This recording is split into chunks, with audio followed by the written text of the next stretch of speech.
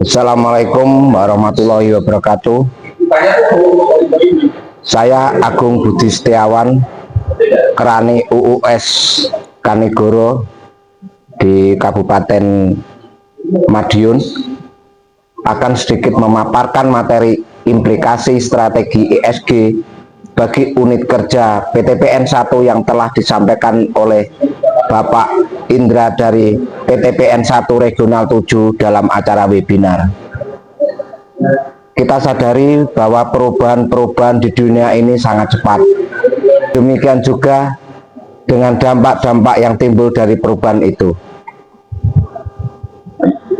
Yang jelas dampak positif adalah kita makin dimudahkan dalam kehidupan. Tapi perlu diingat, dampak negatif yang timbul ada juga.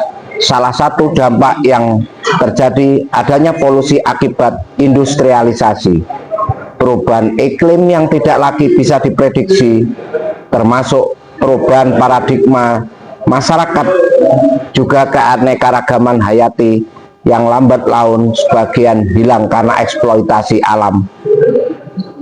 Banyak perusahaan yang tutup atau gulung tikar karena tidak bisa mengikuti perubahan zaman, budaya, paradigma yang berkembang di masyarakat.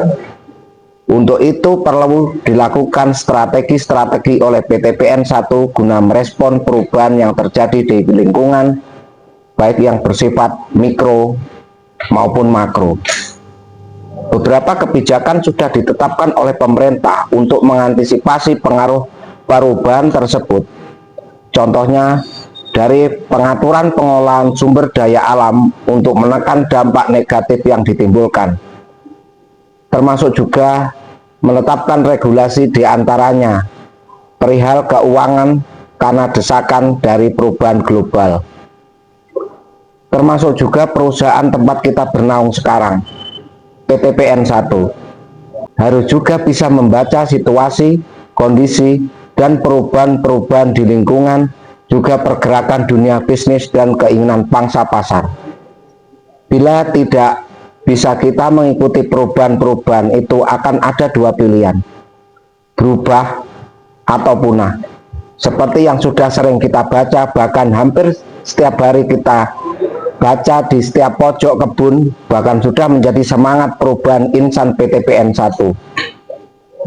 Pasti kita memilih berubah untuk keberlangsungan perusahaan PTPN 1. Strategi yang merupakan proses adaptasi perusahaan PTPN 1 agar bisa eksis dan bertahan di era global yang terus bergerak dan terus berubah. Di antaranya, 1. Identifikasi dan monitoring areal konservasi, implementasi EWS, Early Warning System pada areal PTPN 1. Monitoring penggunaan air dan pemanfaatan limbah menjadi energi terbarukan. 3. Identifikasi inventarisasi emisi gas rumah kaca. 4. Analisa aspek dan dampak lingkungan, mitigasi dampak lingkungan. 5. Training SDM guna mengupgrade kemampuan masing-masing individu karyawan. 6. Sosialisasi serikat pekerja dan PKB. 7. Mitigasi kondisi dan keluhan masyarakat. 8. Identifikasi dan mitigasi kebutuhan masyarakat dengan social mapping. 9. Survei kepuasan dan keterikatan pelanggan, pemenuhan produk dengan kualitas dan mutu baik. 10. Program keberlanjutan berdasarkan analisa dan investigasi segala perubahan di lingkungan perusahaan.